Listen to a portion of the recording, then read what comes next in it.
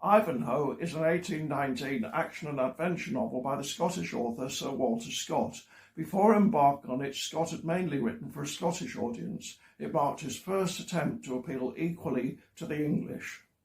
Its publication date is important. It may or may not be relevant that it appeared nearly 40 years before the emancipation of the Jews in Britain and 10 years before the Roman Catholic Relief Act of 1829.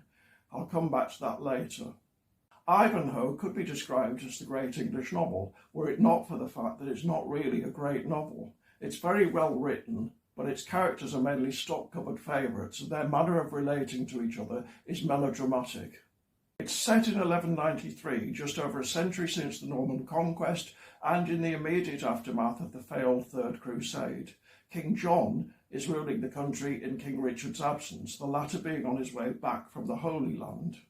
It's a time of national uncertainty. The Normans haven't quite established themselves over the Saxons, and with a number of ambitious barons in the mix, no one knows quite who's in charge. Robin Hood and his band of outlaws live on the edge of society, a kind of expression of that radical uncertainty. Sir Wilfrid of Ivanhoe is a Saxon, but he followed King Richard, a Norman, on crusade, so his family's none too pleased with him. Since he's back in England, King Richard may also be about to appear, which turns the general anxiety up a notch.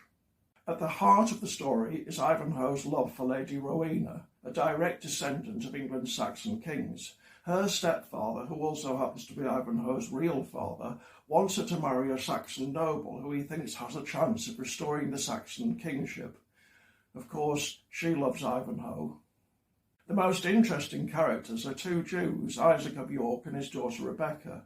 There's a discussion to be had here about whether the novel's presentation of the pair is anti-Semitic. Yet while Isaac shares tropes in common with Shakespeare's Shylock, Rebecca is an overabundantly noble character, so it could actually be pro-Semitic. The whole question is skillfully covered by David Blair, a University of Kent academic, in his introduction to the Wordsworth edition. His verdict is that there are good arguments on both sides.